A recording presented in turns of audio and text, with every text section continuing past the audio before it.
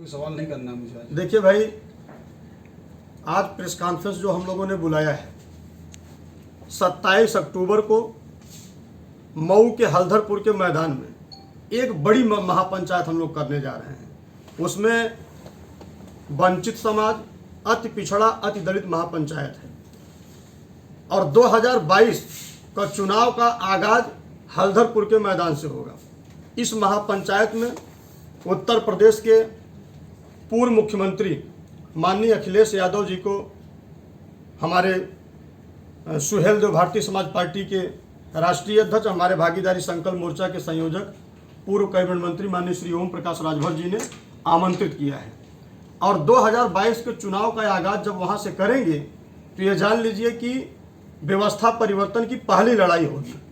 आज़ादी के 74 साल बाद पिछड़े दलित अल्पसंख्यक की हिस्सेदारी के सवाल को लेकर आज तक देश का किसी नेता ने लड़ने का काम नहीं किया है। बाबा साहब B.R. अम्बेडकर जी के बाद दूसरा कोई मंत्री है जो पिछड़े दलित अल्पसंख्यक के हिस्सेदारी के सवाल को लेकर, उसके बेटा बेटी को रोजगार कैसे दिया जाए, उसको मास्टर बाबू, डॉक्टर, चपरासी, लेखपाल, सिपाही, दरोगा, DM, SDM, कलेक्टर कैसे बनाया जाए, उनको आवास, शौचालय, पेंशन, दवाई कैसे उपलब्ध कराया जाए, उनको शिक्षा, रोजगार कैसे उपलब्ध कराया जाए, किसानों की हालत देख रहे हैं, उनकी भागीदारी कैसे सुनिश्चित कराया जाए, इन तमाम मुद्दों को लेकर कोई लड़ने का काम नहीं किया। और इस सरकार में कैबिनेट के पद से बाबा साहब B.R. अम्बेडकर जी पहले व्यक्ति थे जो वंचित समाज की हिस्सेदारी के सवाल को लेकर उन्होंने कैबिनेट से इस्तीफा देने का काम किया था। और दूसरा अगर व्यक्ति कोई कैबिनेट से इस्तीफा देने का काम किया है तो उस व्यक्ति का नाम श्री ओम प्रकाश राजभर जी है। और हम लोग भी साथ में थे। हम तो पिछड़ा वर्ग आयोग वित्त विकास निगम में थे। भाई देखा, हम लोग वहाँ पैसा कमाने नहीं गए थे। हम लोगों की केवल एक लड़ाई थी। आज प्रदेश में देखिए, योगी जी की जो ठोकों की नीति चल रही है, एक कहते हैं कि भाई हम गुंडों को ठोक देते हैं, कहीं भी गुंडा दिखते हैं सबको ठोक के भगा दे रहे हैं। आप बताओ, 69,000 शिक्षक भर्ती में बेरोजगार नौजवान साथी जब रोजगार मांगने जाते हैं तो उनको लाठी से मार के भगाते हैं और कहते हैं कि कहीं भी कोई धरना प्रदर्शन देगा तो उस पे ऊपर मुकदमा लिखिए और उसकी जमीन जायदाद सब कुर्क करिए।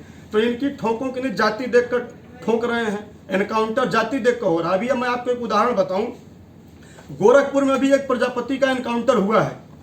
अगर यही एनकाउंटर किसी सवर्ण जाति के साथ में हुआ होता तो हमको लगता है कि पूरा प्रदेश गर्मा जाता है। और तो और मैं आपको बताऊं, हमारे समाज में बीजेपी के 4.5 साल के कार्यकाल में 53 हत्या हो चुकी है, 53 मर्डर्स, लेकिन एक भी हत्या में आज तक 1 रुपए का मुआवजा नहीं मिला, लोगों को न्याय नहीं मिला।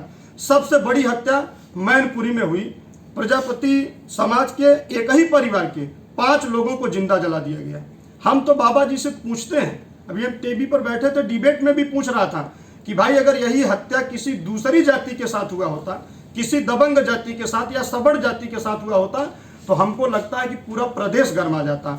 लेकिन आज तक उस व्यक्ति को न्याय नहीं मिला। एक व्यक्ति उसमें जेल गया है। आप बताओ, 5 लोगों को एक व्यक्ति जिंदा जला सकता है। और चूंकि जो जेल गया है ठाकुर साहब की सरकार है और ठाकुर साहब हत्या कराने में शामिल है। यही मामला किसी अन्य जाति के साथ हुआ होता तो आप देखते पूरे प्रदेश में भूचाल आ जाता है। तो भाई देखिए, हम लोग आगाज कर दिए हैं।